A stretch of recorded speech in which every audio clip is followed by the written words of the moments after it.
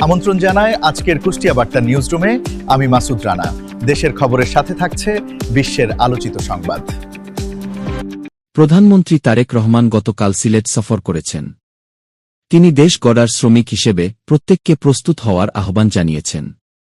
আজ থেকে ঢাকায় শুরু হয়েছে 4 দিনব্যাপী জেলা প্রশাসক ডিসি সম্মেলন। প্রধানমন্ত্রী তারেক রহমান রাজধানীর ওসমানী স্মৃতি মিলনায়তনে এই সম্মেলনের আনুষ্ঠানিক উদ্বোধন করেন এবং এবারের সম্মেলনে 64 জেলার ডিসিদের কাছ থেকে প্রাপ্ত 498টি প্রস্তাবের উপর আলোচনা করা হবে। আসন্ন ঈদুল আজহায় ঘরমুখী মানুষের যাতায়াত নির্বিঘ্ন করতে বাসে অতিরিক্ত ভাড়া আদায় না করার কঠোর নির্দেশ দিয়েছে বাংলাদেশ সড়ক পরিবহন মালিক সমিতি। লেবাননে ইসরায়েলি বাহিনীর অব্যাহত হামলায় গত 24 ঘণ্টায় অন্তত 41 জন নিহত হয়েছেন। যুদ্ধবিরতি চললেও দক্ষিণ লেবানন সহ বিভিন্ন এলাকায় এই হামলা অব্যাহত রয়েছে। 2026 সালের পশ্চিমবঙ্গ বিধানসভা নির্বাচনের ভোট গ্রহণ পর্ব শেষ হয়েছে।